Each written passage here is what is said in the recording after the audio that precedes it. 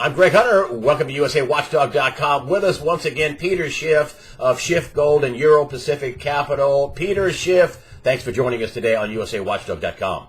Hey, my pleasure, Greg. Always good to be with you on your program. Well, I want you to take a bow because you came out and said, and my title to the piece was, "It's going to be a horrible Christmas." It was in early December. And boom, you were right on the screws with that. Even CNBC had you on. You said the same thing. Of course, I don't think they gave you any credit for being right. Can you tell me about what has happened since you made that spot-on call for the retailers? It was not going to be good. What has happened since early December? Yeah. CNBC never gives me credit, really, for being right. I mean, occasionally when I'm wrong, they make sure to throw that in my face. But on the multiple times where I nail it, they're nowhere to be found. But sure, I knew that it was going to be a weak Christmas because everybody believed that because we had all this jobs growth, that all these employed people would be Christmas shopping.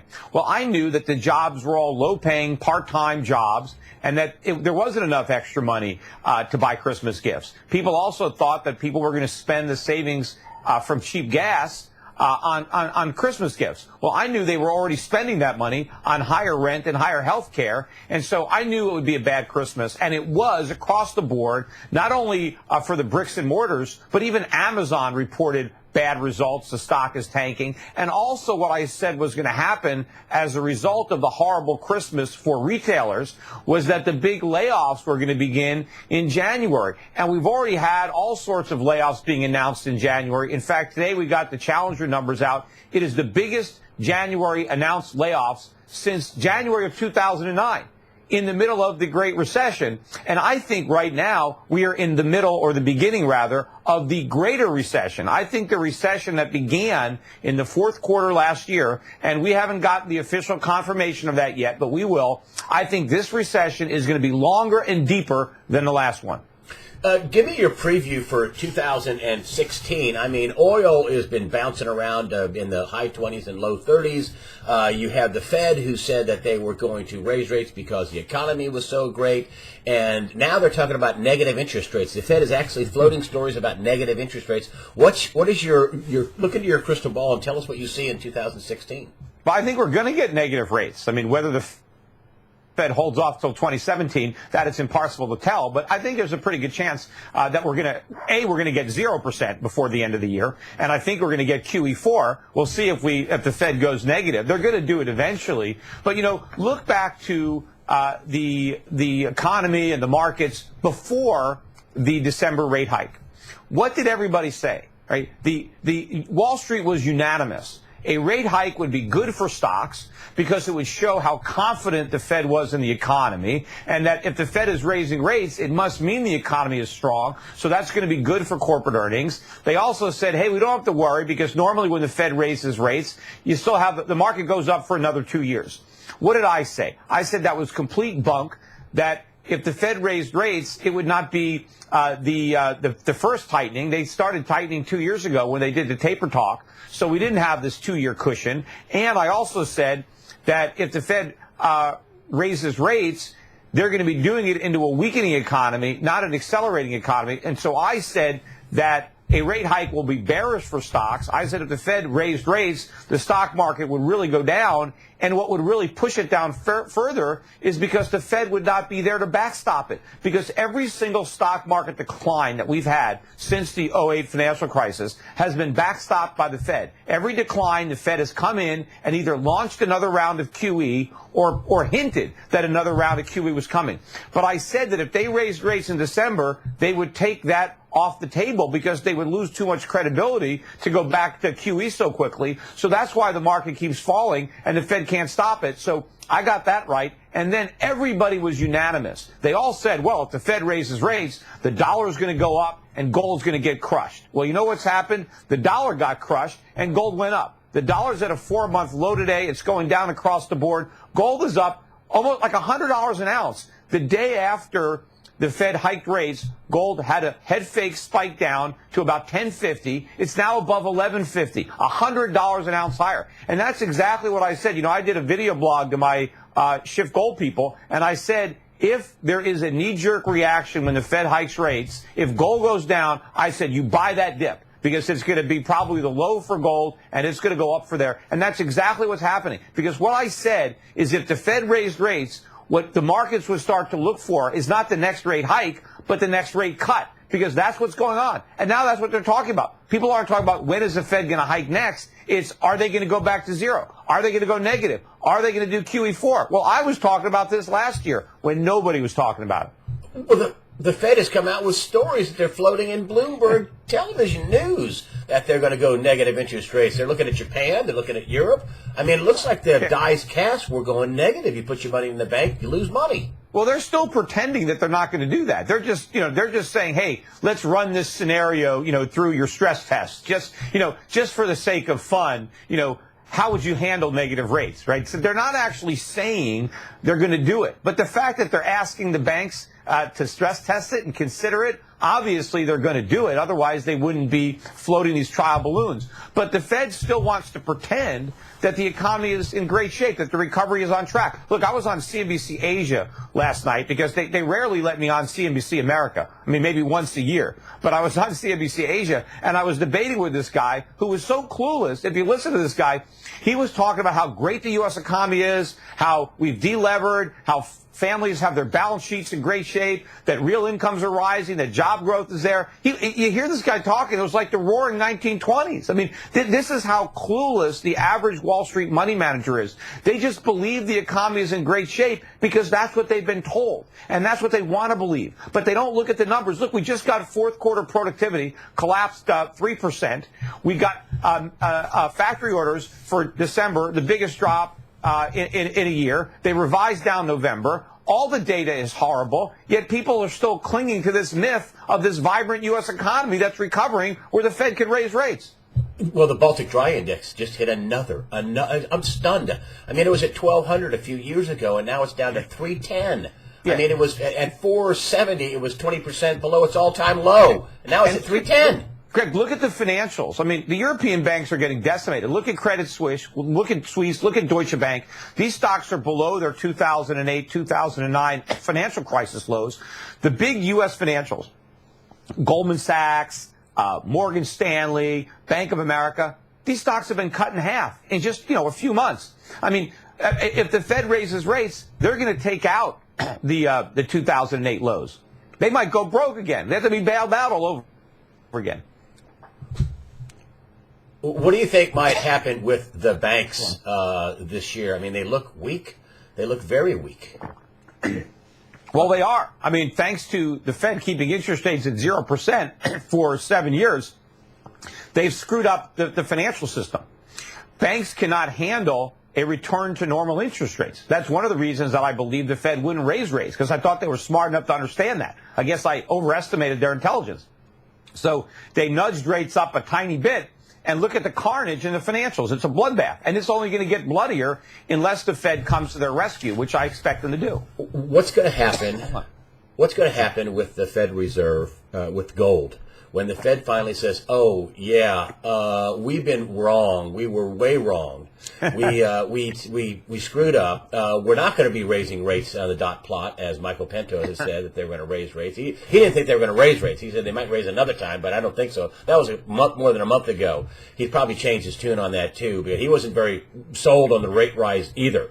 But what's going to happen to gold when the Fed comes out and says, yeah, we're going back to 0%. We're going to take that quarter point away. The Fed never admits their mistakes, right? They still haven't admitted all their mistakes that caused the financial crisis, that caused the housing bubble. So they're not going to say we made a mistake by raising rates. The market's just going to have to figure that out on its own, which is not that hard to do. What the Fed is going to do is come up with an excuse why raising rates was the right thing to do, given the information that they had at the time. But something happened that nobody could have possibly predicted. Right? Because they still claim that nobody predicted the financial crisis, even though many people did, including myself, but they want to pretend that nobody did. So they're going to say, look, we did the right thing, But something happened out of left field, some crazy stuff that nobody could have possibly predicted. And as a result of that, well, now we have to cut rates because we always said we were data dependent, and the data changed, and they're going to just cut rates because they're going to claim that the last time they did it, it worked so good, right? That's their, they're going to say, well, it really worked beautifully before, and so we're going to do it again. We're going to do QE4. We're going to take rates back down, but we got to go negative this time because we're starting our rate cuts from 1/4%. So, we don't get much bang from a 1/4 point cut. We got to go negative. And this is what they're going to do. They're not going to admit that what they did didn't work.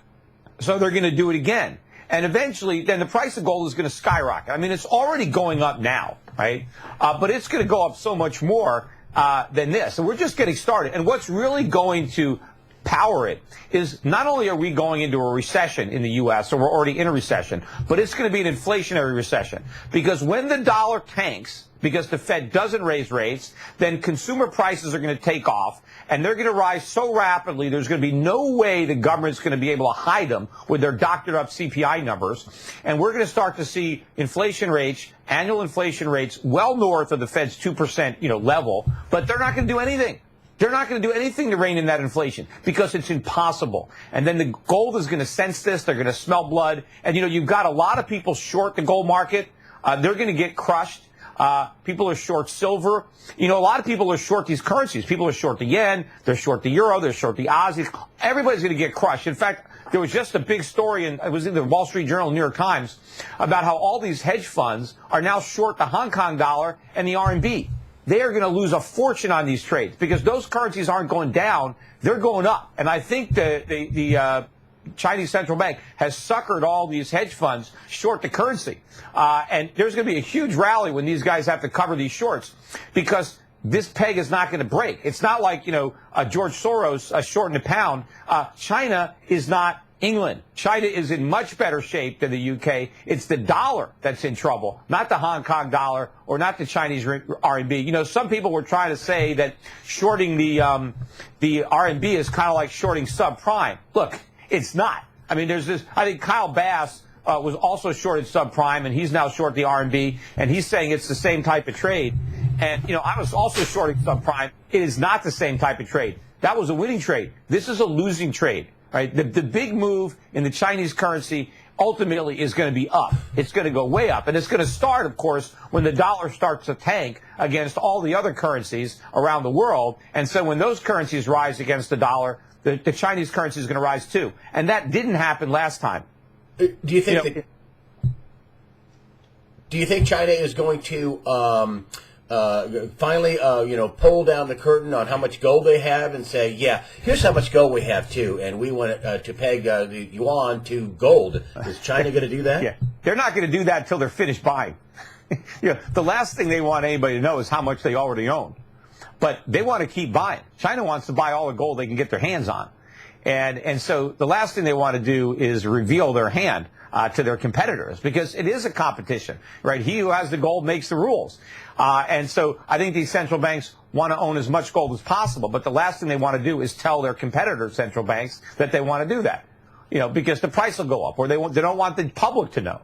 Right? If you knew the Bank of China was going to buy all this gold, why would you sell yours? You'd wait for the price to go up. But if you don't know that they're buying, and I think people who have been selling gold over the last few years have been making the biggest mistake. And I know like CNBC wants to make fun of me because hey, gold was at 1,700 and I was still telling people to buy it, right? Well, I was telling them to buy it when it was under 300. I've been very consistent, and I also tell people, look, I'm not a short-term trader. I understand that everything I'm buying could temporarily go down, especially when you have a speculative community, who doesn't know what the hell they're doing and who doesn't understand the fundamentals and might short it. But ultimately, I think anybody who bought gold at 1,700 is going to make a lot of money on that gold. And hopefully they were smart enough to average down when it went down.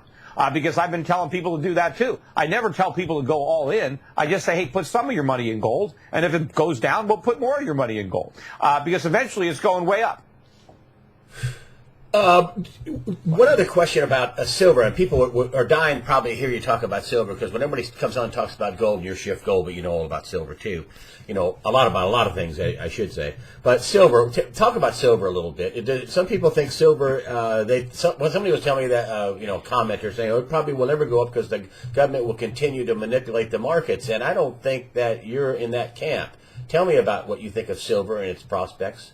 Yeah, whenever I talk about gold, it's I'm talking about silver and gold. I mean, they're both precious metals. The thing is, silver has more of an industrial component to it, whereas gold is more of a pure monetary metal. But historically, if gold's going to go way up, silver's going along for the ride, and ultimately it's going to surpass it. And so I think that for people who are very bullish on gold, they should also have some silver. I've always generally recommended, customers that, buy gold from me at Schiff Gold. I've generally said 2/3 gold, 1/3 silver. I think it's less risky on the downside because it works both ways. Silver can make you more on the way up, but it also can go down more.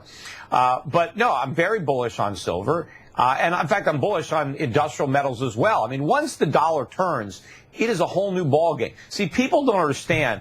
They keep saying oil prices are down because of this big glut of oil. No, it's all commodity prices are down, not just oil. There's not a glut of copper. There's not a glut of nickel, right? Prices are dropping because the dollar is up. That's what's going on. All these commodities are priced in dollars. And when the dollar goes up, that hurts global demand for these commodities because it makes them more expensive. And it also puts pressure on these economies that have a lot of dollar debt. That's exactly what happened in the 1990s during the dollar bubble that burst in 2001. But what happened after that bubble burst? Commodities exploded.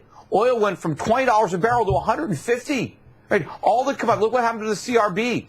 So as soon as the dollar turns around, the oil glut is going to turn into an oil shortage. Right? And the same thing with all these commodities. Global demand is going to skyrocket. Everybody is worried about China. Once the Chinese currency goes up, see, people think China needs to weaken its currency to stimulate its economy. It's actually the opposite. It's the stronger Chinese currency that's going to stimulate the Chinese economy because it's going to give more purchasing power to the Chinese. What's a weaker currency going to do? Just let them export more to America? They need that like a hole in the head. Why do they want to sell more products to America? We can't even afford to pay the products we're buying right now. They have to lend us that money. So if you want to stimulate the Chinese economy, you need to stimulate the Chinese consumer, and you do that with a higher currency. And that doesn't mean China is going to move to a consumer-based economy. That's nonsense. They are a production-based economy. The difference is, instead of exporting their production to America, they're going to consume their production domestically, and that's going to be much better for the average Chinese consumer. Tell me what you think will happen this fall. Do you think we're in for you've been very reticent about predicting a crash, but all the signs are not looking good. And when you take a look at what you're talking about the dollar, do you think the crash will coincide with a dollar collapse this year? Well, I don't know if the dollar is going to crash this year. I think it's going to go down this year. I think it's going to crash eventually. And I think it's going to crash from a much lower level than it is right now. But I think it's going to go down considerably this year, especially if I'm right on my forecasts for the Fed cutting interest rates back to zero, potentially below zero, and launching QE4. That's going to decimate the dollar. But I don't think that's going to crash the dollar. That's going to come later, maybe in 2017 or 2018. But a dollar crash is coming. And people better be prepared for it. But I don't think the stock market is going to crash. I think it's going to go down, but I don't think it's going to crash unless I'm wrong about the Fed. If the Fed does continue to raise interest rates, then the stock market's going to get decimated. Right? But at some point, they have to stop cutting because it's not just the stock market. We are in a recession. Whether the Fed wants to acknowledge that or not, we are. And if you remember the Great Recession that started in December of 2007, the Fed didn't recognize that until we were a year into it. They still thought there was no recession in the horizon. They still thought that everything was great when we were already more than halfway through the Great Recession. So it takes the government a long time to admit that there's a recession. That's the last thing they want to admit, especially in an election year. You think the president wants to admit there's a recession going on? Think the Federal Reserve wants to admit that? I mean, the proof that their monetary policy worked is that the economy has recovered. If they have to admit that we're back in a recession, it's an acknowledgement that it didn't work. So that's the last thing they want, and they're trying to figure out some kind of excuse to save face. You think that stock market, your forecast for 2016, if I'm reading this correctly, stock market down, dollar down, gold, commodities, oil, precious metals up. Am I reading that correctly for 2016? Yes. Yeah. I mean, and I think that gold is going to go up a lot more than industrial commodities or oil, but I think they're all going to go up. And I think over time, I mean, I don't know where the bottom is in crude. I mean, maybe it's in, maybe it's not. But ultimately, crude's going a lot higher as the dollar goes down, because that's what it's a function of. That's all it is. It's not just about the fracking revolution. It's about the currency, right? Oil prices, they were below $20 a barrel in the 1990s, and everybody thought oil prices were going to 10, right? And instead, they went to 150. Right? Now, granted, we didn't have all that fracking back then, but of course, the cost of producing oil conventionally has gone up a lot since then. And I think if the dollar tanks, global demand is going to skyrocket in countries like China or the rest of Southeast Asia or India. And so that demand is going to far outstrip supply. And so you're going to see much, much higher prices. And then the stock market, you're going to see lower. If you were to bet on an ETF, you would bet that ETF in the general stock market would go down. Yeah, well, if the Fed prints enough money, they'll stop the market from going down. And that's one of the reasons they're going to do QE4. But the real value of the stock market, if you want to price it in gold, is going to get obliterated. And meanwhile, all those people that think higher gas prices are going to be, a good thing, they're not going to be a good thing. I mean, low gas prices are helping the consumer right now. The problem is it's not enough help when they're struggling with rising rent, rising insurance, health insurance, and diminished paychecks, because they have part-time jobs instead of full-time jobs, so they don't have any jobs at all. But once the consumer has to deal with higher oil prices on top of all that, and it's not just going to be oil prices, food prices are going to go way up. I mean, the cost of everything, clothing is going to go way up. Everything is going to get a lot more expensive for Americans, and that is not going to be a good thing. And, of course, the Fed's not going to be able to do anything about it, because to do anything about it would usher in a financial crisis. Because if the Fed raises rates to fight inflation, they collapse all the banks, they bankrupt the federal government has to default on its national debt, the government has to renege on its commitments to pay Social Security, to pay government pensions. So in order to keep the government, let them save face so they can keep on paying all these voters what they promised, they just have to keep on printing money. And so, the dollar's going to crash, gold's going to take off. People need to adjust their portfolios now. They need to own their gold before it goes much higher, and you need to get out of U.S. stocks. I mean, I'm not against the stock market, but U.S. stocks aren't going to go anywhere. I mean, they're overpriced and they're in an overvalued currency. You need to invest abroad. You need to look at stocks in other countries. Look at Singapore. Look at New Zealand. Look at Switzerland. That's what we're doing at Euro Pacific Capital. We're helping people invest in countries that aren't as screwed up as the United States and aren't, on a collision course with a currency crisis. Are you worried about the bond market? Are you worried about the Treasury, or just the bond market in general, specifically all this debt? For example, in the oil sector, the fracking, they're going to double the amount of defaults this year, and the banks are exposed. Are you worried about that? For example, the Puerto Ricos of the world saying, we're not going to pay any money. We want Chapter 9 Congress. Well, I mean, I'm not worried about it since I don't own any of that debt. I think people that do own that debt should be worried about it. But I do think that there's only two, things that are going to happen. Either there's going to be massive defaults, or the government's going to create massive inflation to avoid those defaults. But either way, you lose, right? If you're a creditor, either you're not going to get paid back, or you're going to get paid back in money that has very little value. But yeah, this is a big problem. We have borrowed a tremendous amount of money. It is impossible to repay. All we can do is keep interest rates at zero or maybe negative so that we can pretend that we're solvent, because that way we can at least pay the interest on what we owe, but we can never repay what we owe. And of course, if the market ever demands a legitimate interest rate on the debt, we can't pay that either. So that's just the whole point about having tangible assets then, because you think that they're going to pull the inflation trigger. They're not going to pull the default trigger. Some people they're going to let go under, I'm sure, but in general, they're going to pull the inflation trigger. They're going to print. Yeah. And why do you think they've been convincing everybody that inflation is a good thing? Right? They said we need inflation. We need more. Part of the Fed's goal is to create more inflation. The Fed worries that there's not enough inflation. That's their main concern. All the problems in the world, or in America, and the Fed's main concern is that inflation is too low. They want more of it, right? So why are they doing this? Why are they laying this foundation? Why are they trying to tell us that something bad is good? Right? It's a very Orwellian trick that they're playing. It's doublespeak, right? They're telling us that something that is bad is good because this is what we're going to get. And so since something bad is going to happen, they might as well convince us that it's good, so we will look forward to it. And when it happens, we won't complain about it. And one last thing, CNBC Why do you suppose that the guys at CNBC won't have you on? I mean, David Stockman was actually he just was saying that, they told me off camera that I was right. Not the moderator, but the guests told me that I was right. He thinks a lot like you. I couldn't believe it. David Stockman actually said that when this Keynesian thing, whole experiment goes under, he said something to the effect that gold will soar. Yeah. David Stockman said gold will soar. Could you believe that? Yeah, look, CNBC used to have me on all the time before the 2008 financial crisis.